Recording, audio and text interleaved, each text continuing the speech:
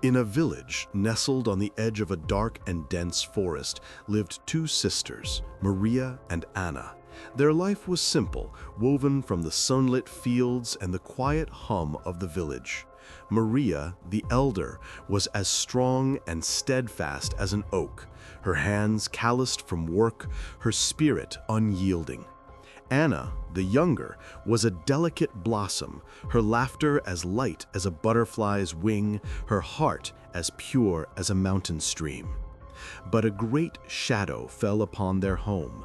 A strange illness, unseen and untreatable, began to consume Anna.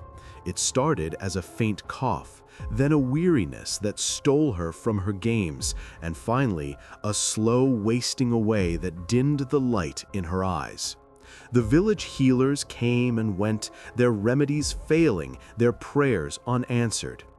Each passing day saw Anna grow weaker, her breath a fragile whisper in the silence of their small cottage. Maria watched, helpless as a knot of dread tightened in her chest. She would have traded her own life, her very soul, to bring back the rosy glow to Anna's cheeks. One cold, moonless night, as Maria sat by Anna's bedside, an old neighbor, the village's oldest crone, came to visit. She knew things best left unspoken. The old woman's ancient, knowing eyes fell upon the sisters. She told Maria there was one who could heal her, one who walked between the worlds. But she warned that Maria would regret asking because the price was always more than she could bear. Maria, desperate, pleaded for the name, and the old woman whispered, the name Baba Yaga, who lives in the heart of the forest, but begged her not to seek her out, as the forest was not for the living.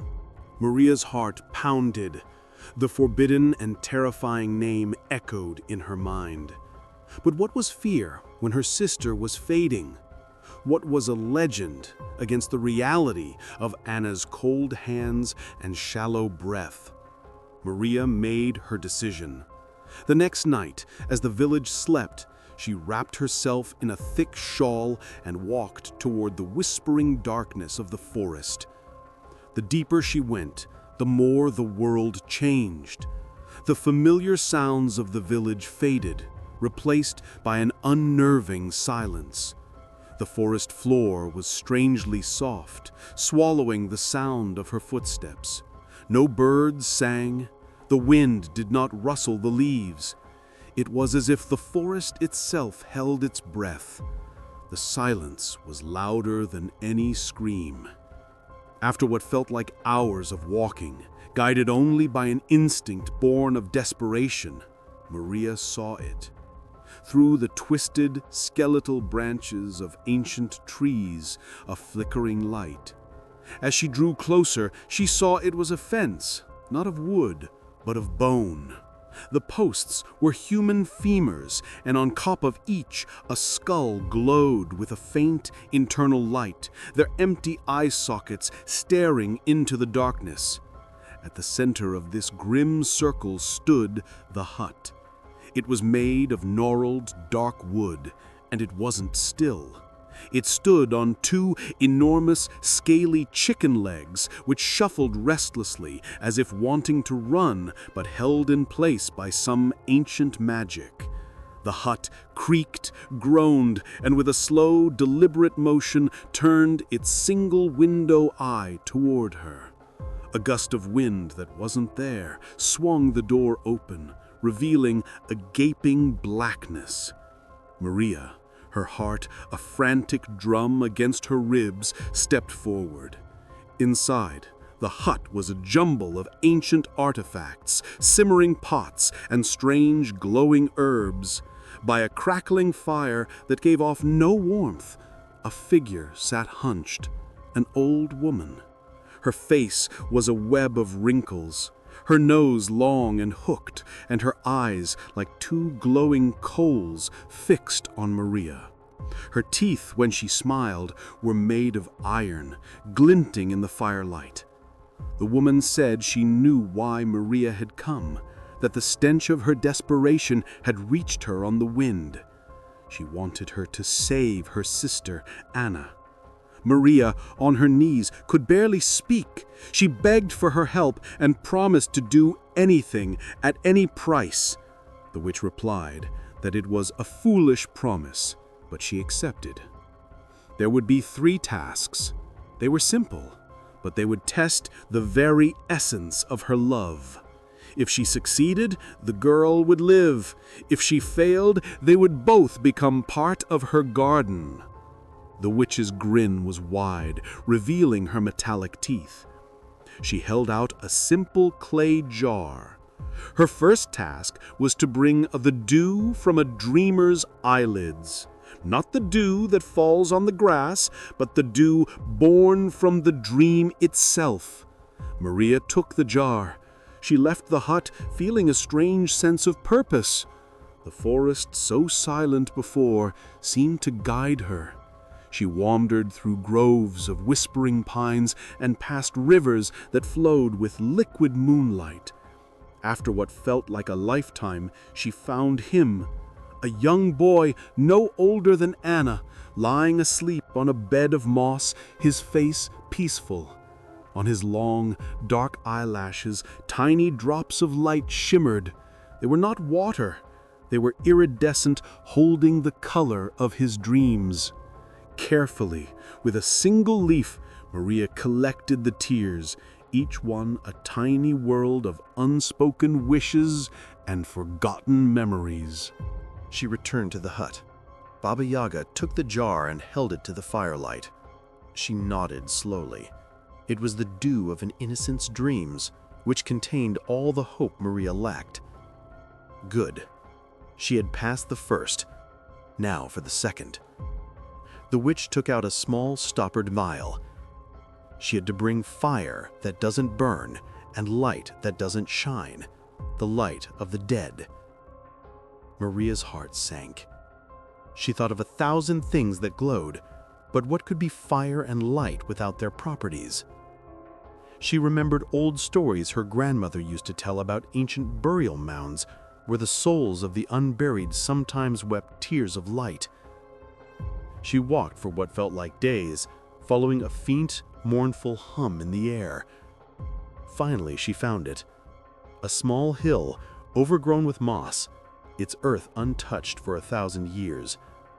From a crack in its side seeped a pale blue flame. Maria reached out her hand. It was cold as ice, and it cast no shadow. It was a visible void, a beautiful emptiness. She carefully trapped a small amount in the vial and returned. Baba Yaga uncorked the vial, and the cold light pulsed faintly. The witch's smile grew wider. 2 down. Maria was full of surprises, a surprising human. But the last task would break her. It was the price of the bargain. The air in the hut grew thick and heavy. The shadows deepened. Baba Yaga leaned close, her iron teeth glinting, her breath smelling of grave dirt and old secrets. She demanded that Maria bring her the heart of the person she loved most. Maria's blood ran cold. The words were a physical blow. She couldn't do it. The witch's voice suddenly turned harsh, a whip of sound. Maria had begged for her life, had promised anything. She had come into her home and made a bargain, so she had to pay the price. Maria stumbled backward, her world collapsing around her. She couldn't kill Anna. Her promise, so simple and earnest just hours ago, now stood as a monstrous, impossible demand. She ran from the hut, from the forest, from the promise, her mind a storm of grief and terror. She ran until she was back at the edge of the village, until she was back in her own home, back at Anna's bedside. Anna was lying still. Her skin was pale as milk, her lips a faint blue. Her breathing was so shallow that Maria had to lean in to feel it. Anna whispered, asking if Maria had brought what was asked for. Tears, hot and heavy, streamed down Maria's face. She couldn't do it. She couldn't take a life to save a life. She couldn't sacrifice her love for her sister. Instead, she knelt by the bed, held Anna's cold hands, and waited. She held her until the first light of dawn, when the birds began to chirp outside, and Anna's final, quiet breath left her body. The scream that tore from Maria's throat was not of terror, but of pure, unadulterated grief. It was the sound of a heart breaking.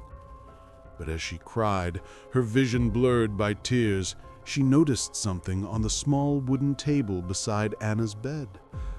It was a human heart, fresh, still warm, still beating with a faint, steady rhythm. Maria's hand went to her own chest, an agonizing ache. She had not felt it happen, but the space where her own heart should have been was empty. The heart on the table, it was hers.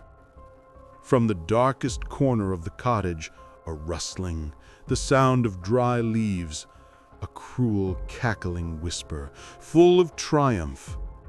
Baba Yaga said that she always collects her payment. The villagers found the two sisters the next morning, Anna still and peaceful in her bed with a gentle smile on her face, and Maria on the floor, her body cold, but her eyes open and filled with an endless sorrow. They buried them side by side under a tree whose leaves never seemed to turn green again. But the story did not end there. On moonless nights, when the wind howls through the trees, people say you can still hear the weeping of a heartbroken girl echoing from the forest. And sometimes, those brave enough to look into the darkness claim to see a pale figure carrying a bloody, beating heart, and following her is the shadow of an old woman, and her laughter rings out, sharp and cruel, a sound that promises that the most terrible of prices is always the one you pay with yourself.